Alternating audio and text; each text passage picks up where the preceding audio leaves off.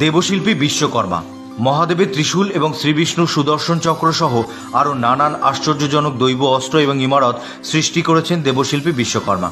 কিন্তু কে ছিলেন এই বিশ্বকর্মা? তার পিতামাতাই বা কারা ছিলেন?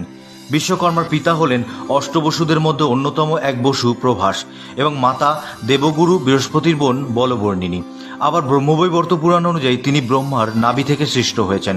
বেদে বিশ্বকর্মাকে এই ব্রহ্মাণ্ডের প্রথম পুরুষ হিসেবে বর্ণনা করা হয়।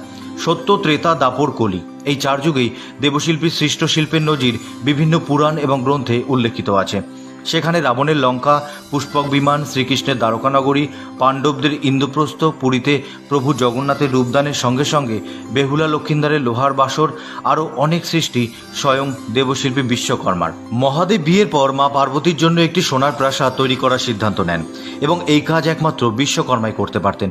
সুতরাং বিশ্বকর্মার ডাক পড়ে। মহানন্দে বিশ্বকর্মা মায়ের জন্য সোনার প্রাসাদ তৈরি করে দেন।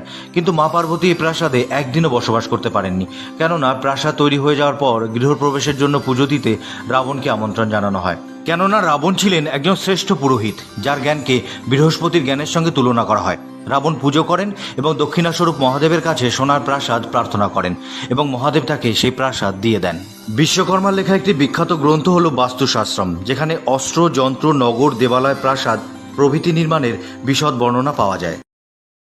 Download ShareChat.